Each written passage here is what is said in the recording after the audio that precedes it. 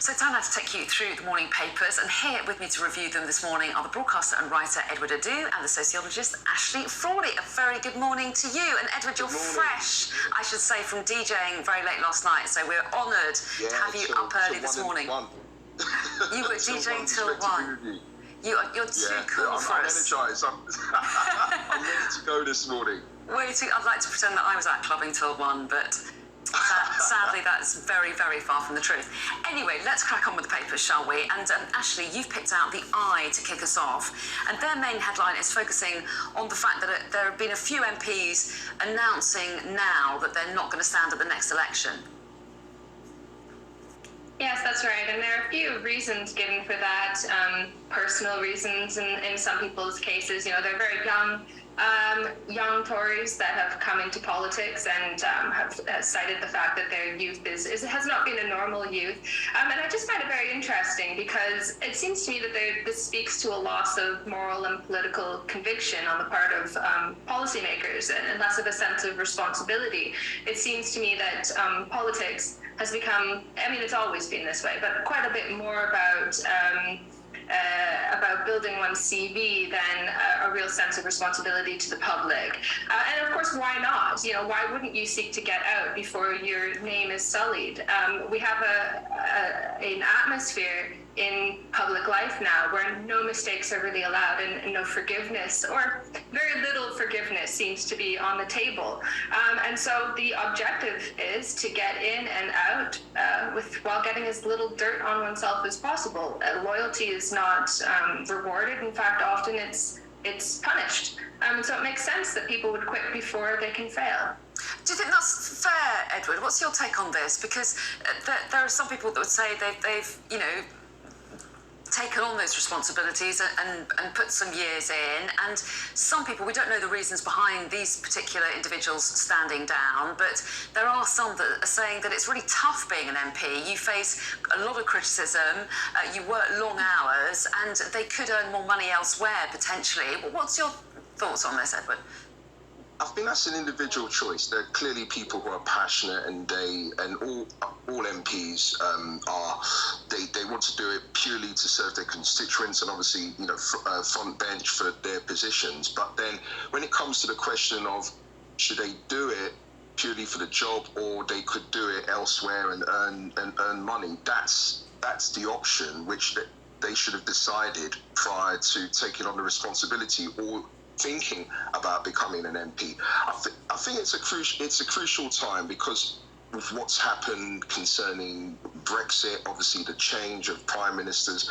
It may be personal decisions where some MPs think, look, we may, in terms of the local constituencies or constituents even, they may not decide to vote for us in the next election. Yeah. There are several questions to answer. And also down to personal questions, whether going forward, whether it's right for them to continue or to put themselves forward for the next election. Yeah, and the Tory party has put down a deadline for people to tell them. It's 5th of December, so that's why people are coming forward now, but some suggesting that there are people who think they're going to lose their seat, and so that's why they're quitting. So we may hear more about that as the days go on. In the meantime, Edward, you wanted to talk about The Guardian's main story, didn't you? Care charities forced to evict disabled residents is their headline there. I mean, this in terms of peaking of the social care crisis, this is really troubling, especially for people who have loved ones who are vulnerable, who are in those environments. This is a story concerning the Leonard Cheshire, the care provider. Now, they've taken drastic steps to evict vulnerable care residents, and this is a dispute concerning funding with council funders. I'm not sure whether it's councils in particular or whether it's connected to it. Now, what they said is that they've had to serve eviction notices to 11 residents. Now, just the crux of the story, you mentioned it, the top line, care charity forced to evict disabled residents. These are people who are vulnerable in our society, who require help, who need help. And for them to be to be treated in this manner, and even the thought of having evictions placed on them is quite worrying. And it kind of just outlines where we are in terms of a society and financially with what's going on in terms of the social care crisis, that clearly nothing's been resolved, and more help and more resources need to be put in order for this and for other charities not to follow suit. Yeah, it says the charity says that it's spent millions of pounds subsidising care services inadequately funded by councils and can no longer afford to do so. Let's move on, shall we, Ashley, to your next choice, which is the front page of the Daily Express this morning, saying that parents are digging into their pensions because they're concerned about, I think often their adult children not having enough money.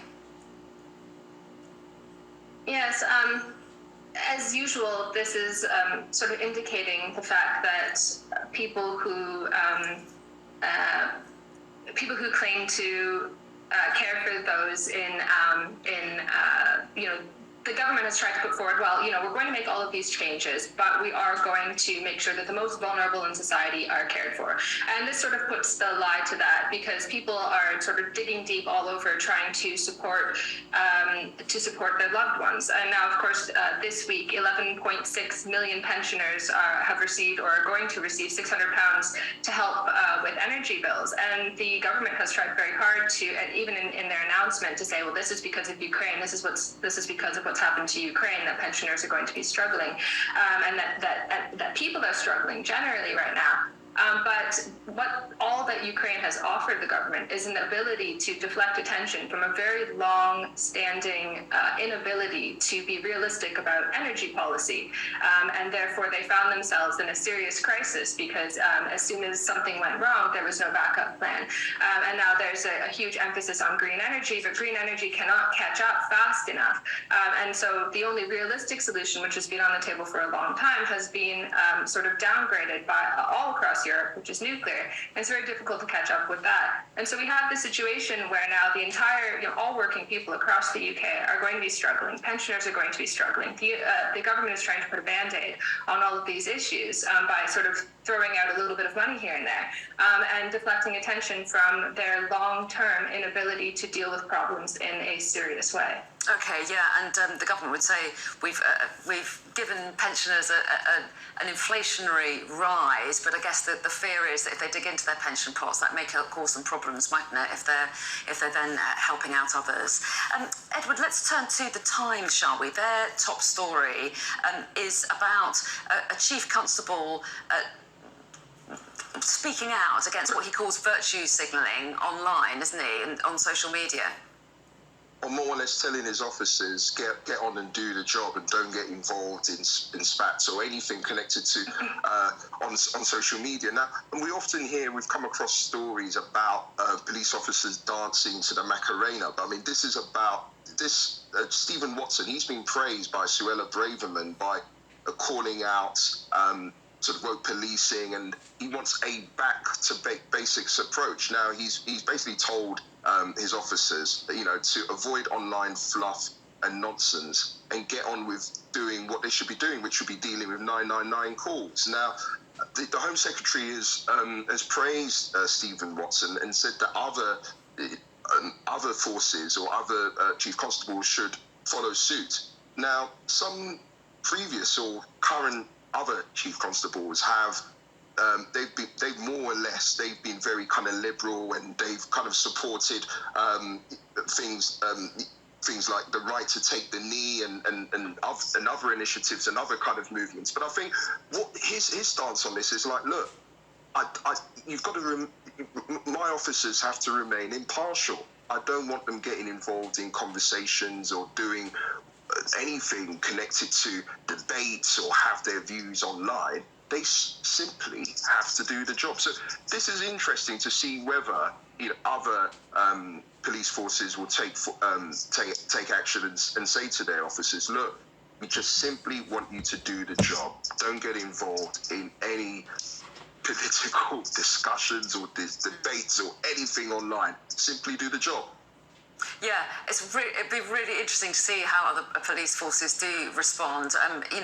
Some might worry that they get into trouble on social media, but others feel it's an important way of communicating, isn't it? So it's an interesting debate. We must leave it there, though, Edward and Ashley, because we're out of time, but I'm very happy to say you'll be back in the next hour. Edward might get a little nap in between, I guess. Catch up after his late night. But anyway, good to see you for the moment. Yeah. See you in a bit. Do stay with us. All the top stories coming up on Sky News Breakfast, of course, and more on a report into the London Fire Brigade. We'll tell you about that.